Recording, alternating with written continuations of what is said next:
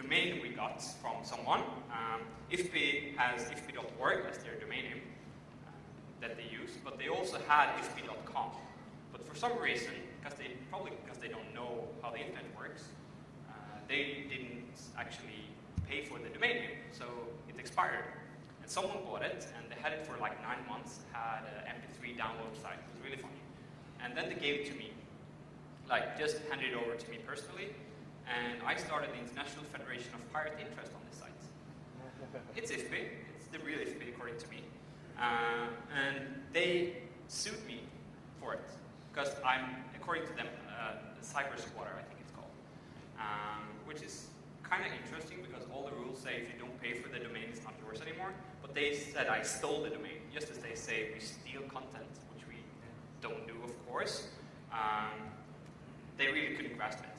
So they just don't send a letter to us anymore. They go all the way to the top. So they went to WIPO, which is the World Intellectual Property Organization. It's part of the UN. And they decide everything on the highest level. So they went there straight up. And I didn't want WIPO to test this case, because it says on WIPO's homepage that one of the people one of the organizations they work together with closely is IFPI. So IFPI actually stole that for stealing my domain name. Yeah, but to be honest and fair, previously they've been really bad at everything else that has with domains to do. They had a really big radio campaign in Sweden where they were talking about schysst musik, which means something like fair music, yeah, like it's fair to use it. And they had radio ads, probably paid millions of Swedish, like hundreds of thousands of US dollars to have these radio ads, and they put up ads in the newspapers and everything. But the thing is, this word schysst in Swedish, which means fair, it's really hard to spell, apparently. So they got the domain name, which was spelled wrongly. So we bought the domains for like a couple of bucks. We bought the domain names, which had the correct spelling, and pointed them to the music section of Pirate Bay. So we had free ads in the radio and newspaper for our websites, paid for by IFPI. And they also started a campaign which they spent millions of dollars on. It's like one of the most paid for campaigns, I think, called Piracy Kills Music. And they did it in Norway, so the domain name is kind of funny because it says Piracy Kills Music No. Yeah, so it's really, really funny. I don't understand how they were thinking. But of course, we understand how the internet works, and we understand that if they actually do this campaign and it's successful, they're going to do as they always do and spread it to the rest of the countries nearby. So we bought all the other domain names, like .com, .net, .org, .se, .dk, .fi, all the closed countries where they had the same organization. So when they wanted to import it out of Norway, they couldn't because we had the domain names. And it would be really expensive for them to change the name. And if there was some content that still pointed towards Piracy Kills Music, it would be our website. So we never heard about it again. So it's a really cheap solution to stop your competitors or opponents by their domain names. Other things that we do, because as I said before, we're not a company. We do stuff because we think it's fun. And because we see Pirate Bay as something else than just a website and file network, we also see it as art. It's performance art, according to me. You don't care about art, probably. So, yeah, I went with the Piratbyrån guys. We actually bought an old Swedish city bus, and not to be confused with the South Park ship bus, and renovated it and drove from Sweden to Italy to an art vinyl called Manifesta, which is one of the top art vinyls in the world. And for some reason, they thought we were cool and fun to have there. So we drove with 23 people in the bus from Sweden, had parties for a couple of days, and it's still there on exhibition. We're moving it out of Italy because we're not too fond of Italy at the time, to Belgrade. So if you're in the area of Serbia, you can come see it. Also, we made a movie of the whole trip, and it's free to download on Pirate Bay.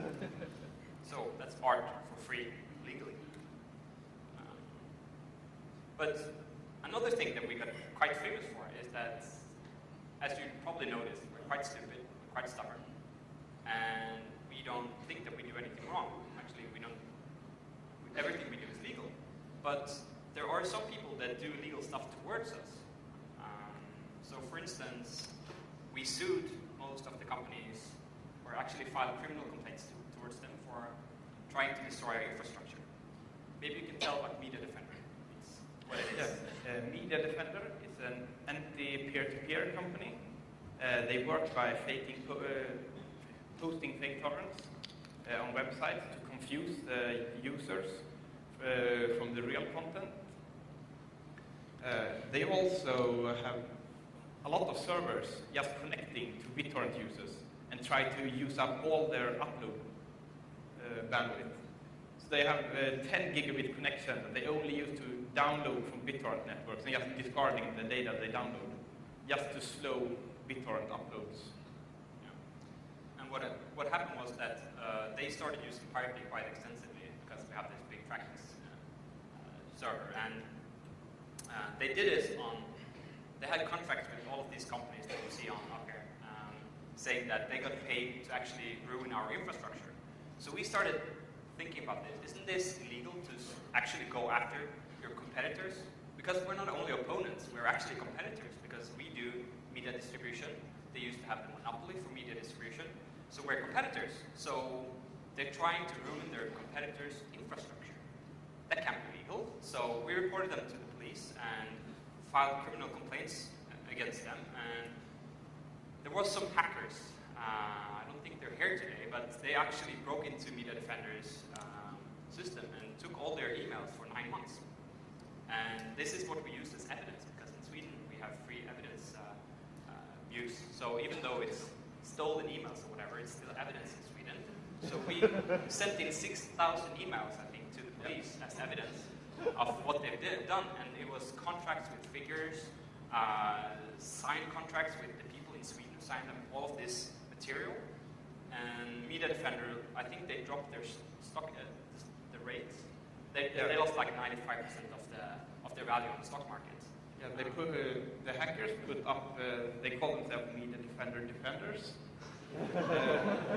and they took all the 6,500 emails and posted them on the Pirate Bay for everyone to see.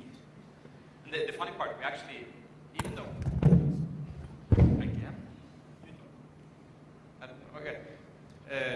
so they posted all the emails, and afterward the Media Defender started to defend itself, saying, no, we didn't have a leak, it must have been something else. So first they denied that the emails were real. And at the same time, they emailed us with a legal threat. You have to remove this file because it's intellectual property that we own. So it's not our content, but it's our content, so you have to take it down. Yeah.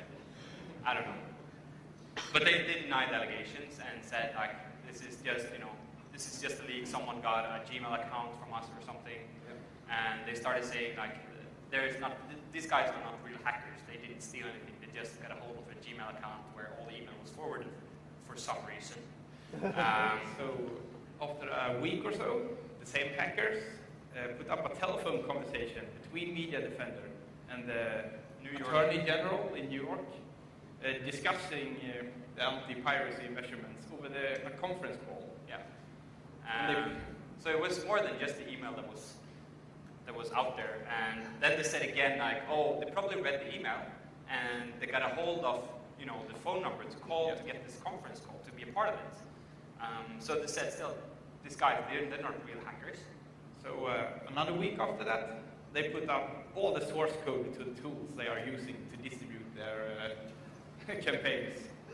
And that's good, because it showed also that they had some tools to crack the CAPTCHAs in Pirate Bay, to automate everything on Pirate Bay, which means if you check what we're accused of in Sweden is like we have an automated system for all of this. So we realized that they are ruining competitors' infrastructure, and they pay hackers to do it. They have automated tools to break our security measurements, and they get paid to do it, and also these companies that they work for pay them to do all of this, which must be super illegal. So we reported them to the police, as I said, but it doesn't really help, because we reported it to the police officer that actually was investigating the Pirate Bay case at the same time. Because it's good for us, because in Sweden you can actually file charges about anyone to any police officer. All police officers in Sweden have to take the things you tell them to actually charge someone for.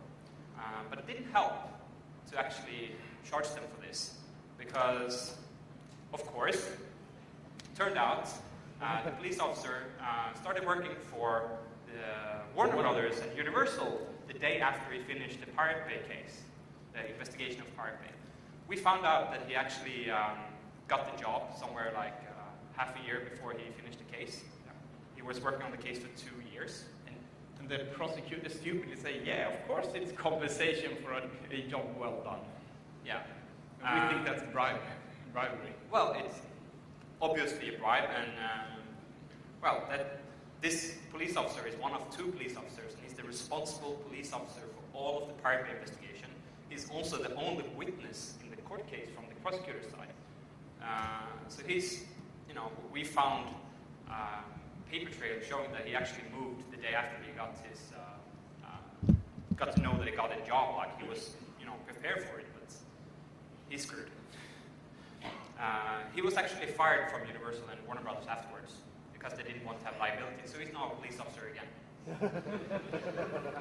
Yeah.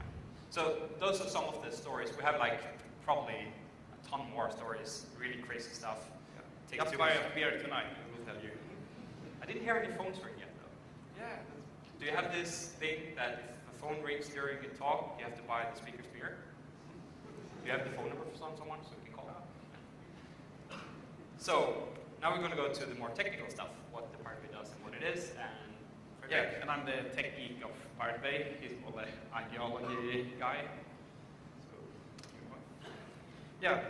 So this is traffic numbers. Yeah, these are traffic numbers. At any given time, we are sending .torrent files in about 70 megabits of only torrent files. We have 40 megabits of RSS feeds and 50 megabits of dynamic web content. And this is actually, I think it's a quite large number.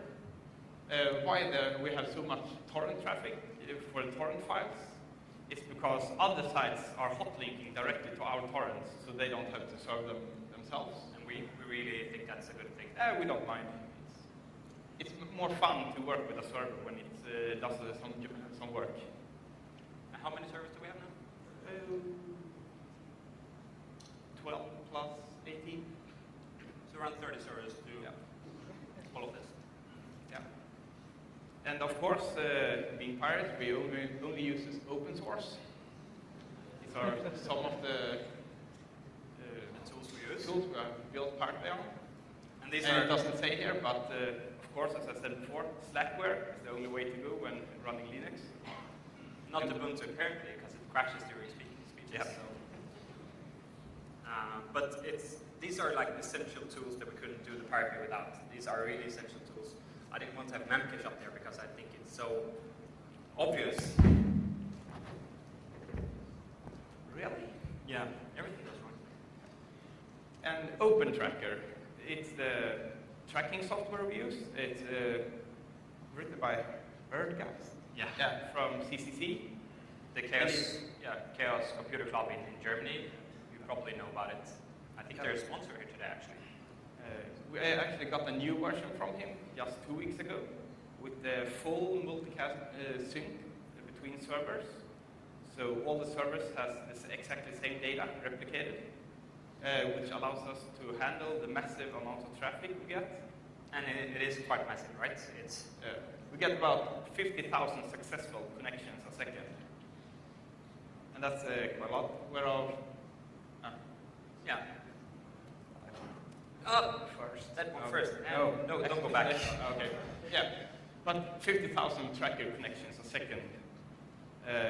And that's quite a lot. It we have done some serious kernel hacking to be able to make the Linux TCP stack actually handle this. Because the TCP state tables outgrew several gigs of RAM.